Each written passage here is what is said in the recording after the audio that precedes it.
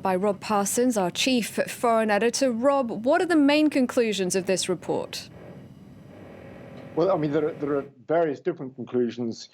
First of all, there's the anger that this report hasn't come out sooner than it did. As you pointed out, it was actually ready a year ago. There was a lot of pressure for it to come out last October, before the British election in December. But for one reason or another, Boris Johnson's government managed to put it off without giving what many would regard as an adequate explanation. And now there's been more delay this year, whilst a new ISC Intelligence and Security Committee is put together. So I mean, there's that, and there's also the criticism of the very lax atmosphere in British society, and the laxness on the part of the British government in facing up to what, as you quoted, is regarded now as the new normal of Russian influence in British society and on British politics.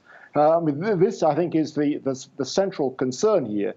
Obviously the tactics that the Russians have used, whether it's cyber interference, the use of Russian expat money, the social media, and so on and so forth. Those are the methods being used. But the central concern is that Russia is getting deeper and deeper influence on British society.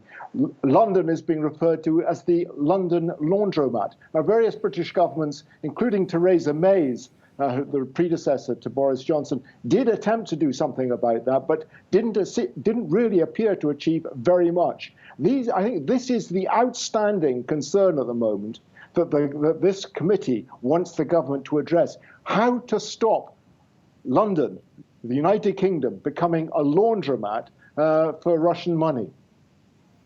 And Rob, what, at least so far, has been the British government's reaction to the report's findings?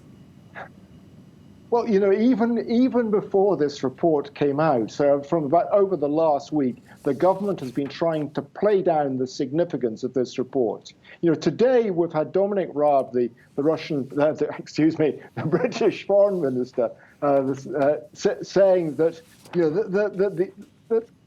what Russia was doing was wrong, that it had to desist from what it was doing, and there would be a resolute response. Well, I can see the Russian government quaking in its boots in the Kremlin when they heard that from Dominic Raab. He doesn't address the key issue, which you referred to in your introduction, of there being an inquiry into the referendum of 2016 on EU membership, the Brexit referendum. He doesn't want a referendum. He doesn't want an inquiry on that. And that is at the heart of this report.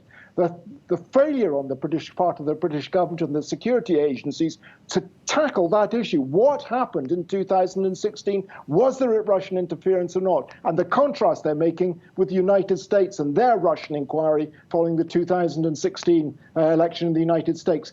Poles apart. All right, thank you very much, Rob, for your analysis. Rob Parsons there.